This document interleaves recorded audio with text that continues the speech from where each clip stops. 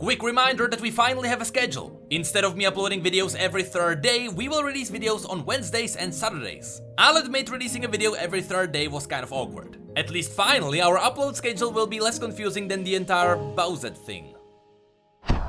Ah, crap.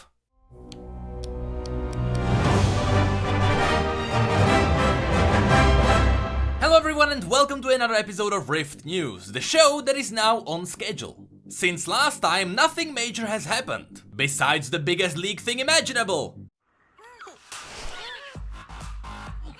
Heimerdinger's mustache has physics. So yeah, new PBE build arrived and with it we got a ton of new RP costly updates. So let's get on it. First of all, the long-awaited Ezreal update arrived. When it comes to his abilities, nothing has really changed besides his W. It is now a skill shot that hits only the first target and marks it for 4 seconds. The mark can be detonated with abilities or auto attacks for bonus damage. Essentially, what this means is that Ezreal's Q poking on its own will be a little bit less effective. But when you land your W on someone and then snipe it with your Q, that will be a much stronger poke. When it comes to his new visuals, he remained nearly the same with few tiny changes. His goggles are not round anymore, his glove is much smoother, the energy bow was updated to match the game, he has blue fur on his collar, and this pebble moved couple of inches. Interestingly enough, we knew what Ezreal would look like because Riot teased it on September the 6th. On their channel they released an ad video featuring Lux and Ezreal. The trailer was so packed with action most people didn't notice that Ezreal looks slightly different. Well, most of all, nobody noticed the blue fur on his collar, which to me was very suspicious, but now we know it was a planned rework all along. Ezreal's skins were also changed just enough to fit their original themes. For some of them we have something extra now. For example, the Nottingham Ezreal was turned into an elf. Not only does it go well with the Nottingham theme, but it might also be a reference to Ezreal's rogue paladin D&D character. Another one is Arcade Ezreal, who not only kept his sword ultimate but his recall summons the OG dragon. Never mind, the old one had that too.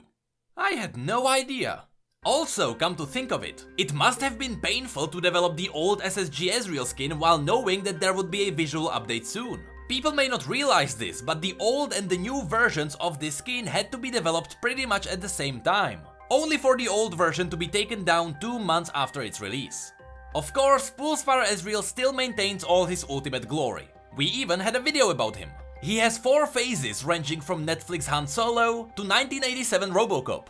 They are exactly what you would expect from a visual update in 2018. Smooth, nice and a lot of attention to detail. Especially when he grabs Heart of Gold and jumps back into the 2010 Summoner's Rift. Ah, take me with you. There's also a nice upgrade to his E. Whenever Ezreal now jumps, he spawns a little drone to shoot the laser. But besides that, it is still the same old new Ezreal. The only disappointing thing is that apparently Ezreal flies even when he doesn't have the jetpack yet. Maybe it's a bug, but previously Ezreal could randomly begin to fly when he was at maximum level. Maybe the new version is just a bug though. When it comes to Ezreal's new story, it is already up on our channel. His bio stayed nearly the same and all of his old lore remained there. But on top of that we got a brand new story where Ezreal screws things up again. Also, Ezreal's character was turned into a little bit of a jerk. After his interaction with Ryze, you cannot deny that. Also with his story we got more detail on the Zone and Piltover thing. And yes, apparently Zone was first. It was originally Oshrava Zone and then when the apocalypse happened, Piltover was built on top of that. Just want to make that clear, I was a little bit salty, but yes, that's how it works. But that's pretty much all for his update summed up. Now back to the mustache physics. If you're following Riot on their social media, you might have noticed the egg teaser. To me it was obvious that it would be a Heimerdinger skin because of the voice actor. But oh boy did I not know how amazing it would be. I mean, it's a legendary skin. Those usually tend to... oh god. The teasers were great, the splash art was great, his voice actor is great. He has a border which you'll need to take a loan for. And the dragons are amazing. And the swag walk is still there. But on top of that, he has interactions. The Aurelian soul? Do you respond to treats? Chew toys? Can I boop your nose? Also his dragon is called Pythagoras. There is so much personality in this skin that eventually there has to be some dragon lore too. But as it is with most legendary skins these days, there are other things being released with it. Dragon Trainer Lulu has 5 new chromas and Dragon Trainer Tristana has 6 new chromas to celebrate the new addition to the Dragon Trainer line. Of course, there is also a Dragon Trainer Ward. And surprise surprise, 4 more icons on top of that. But besides these dragon-themed goodies, we also got Infernal Amumu, an adorable hellspawn of Diablo. Of course, this is a 1350 RP skin because his entire theme is different. Every single spell has changed into Hellfire, and I love it. Not much else to say here really, besides mentioning the 5 chromas that ship with it. But Riot teased even more skins despite them not appearing on PBE yet. Riot released a video showcasing all the content available throughout the duration of Worlds. Of course, we already know about the World's Orbs and all the Kha'Zix chromas. But when Halloween comes around, the event will briefly take a spooky turn before returning back to the normal worlds. This mid-worlds event is called Tales from the Rift. During this spooky window, we'll get 3 new spooky skins. Those are for Echo, Jaina and Glad. Also a spooky icon, emote and ward, all of which can be bought with world tokens. And spooky position orbs. At least these are a little bit better than the world's orbs, because the position orbs have a small chance to give you 2 additional skin shards for that position. So there is an element of surprise, which is better than getting orange essence. Because if you didn't know, the world's orbs have 15% chance to grant you enough orange essence to upgrade the skin that you got. But what you may have forgotten is that mythic and ultimate skins only drop as permanents now. So the value of the world's orbs is actually quite a bit lower. Also, if you're hoarding world tokens, save them for the spooky times. You will be able to get spooky borders for the spooky skins. And you will also be able to get the spookiest prestige skin of all. Popstar Kai'Sa. From what I'm getting from this, you'll be able to get Popstar Kai'Sa for RP as well. But there is a prestige edition that you can only get for 2,500 world tokens. Which is a lot, you better start saving. The Prestige Edition should have custom border, splash art and visual effects. As of right now, it's not clear if the Prestige Edition Kai'Sa is just a chroma, or if you are essentially buying a separate skin. For 2,500 tokens, it better be a full skin. The other chromas are only for 400. Remember that this skin is called After Party Skin, which we can assume means that it will be available after Worlds. And since we are on the topic of presenting Worlds, you probably couldn't miss this year's Worlds music video. Now, my knowledge when it comes to music artists is very limited, so I don't know the guy who composed it. But it is great and the animation is even better. Nearly every prop you can see in the video is a reference to a champion or the champion's weapons. Not to mention the appearance of a number of pro players, who actually later got action figures of themselves. We are almost done with news on Worlds, hang on tight. Riot also released a video where they described this year's format and how the teams will play against each other. But together with that, they also released missions that reward you for watching Worlds. The way it works is that you have to be logged into the LoL esports site with your League account. And you have to stay there for the duration of 1 game. This will complete your mission and grant you tokens in League. These missions should change every week, so keep coming back to see if you can earn more tokens by leaving your PC on overnight. Riot also reminded us that pick'ems are coming back after play-ins are done, so don't freak out. You can still guess your favorite teams advancing forward only to end up with 12 points and the Poro participation icon. And the last thing about Worlds, there is new merch! Last year's Worlds hoodie became my favorite hoodie ever, so of course I had to get the 2018 version as well. This year you can get sweatpants, shirts, hoodies, sweaters and jackets. And if you are a collector you can also get the Ashe figure. Any purchases made in the store will also give you an icon in-game. Now let's hop onto something different, something you might find in your game at the beginning of next year. On Twitter, Riot Sap Magic has been teasing the tier designs planned for next year, and I can tell you right now, they look amazing. Right now we have seen all the new emblems apart from Grandmaster and Challenger. Quick disclaimer, the designs can still change and the team is open to feedback.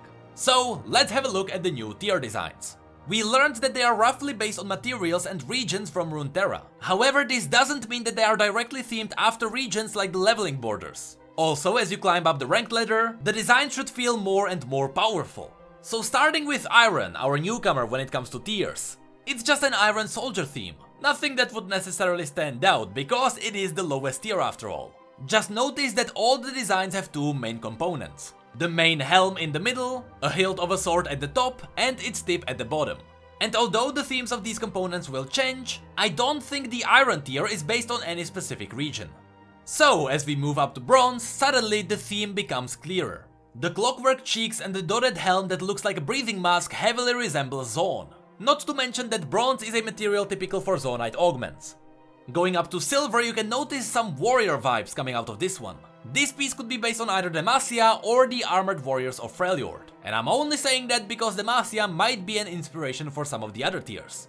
Either way, silver represents a soldier. You can notice shoulder pads and wrist guards on the sides, and great sword behind the helm. Moving up to gold, this screams nothing but Shurima, as it should. Gold is very typical for Shuriman emperors such as Azir.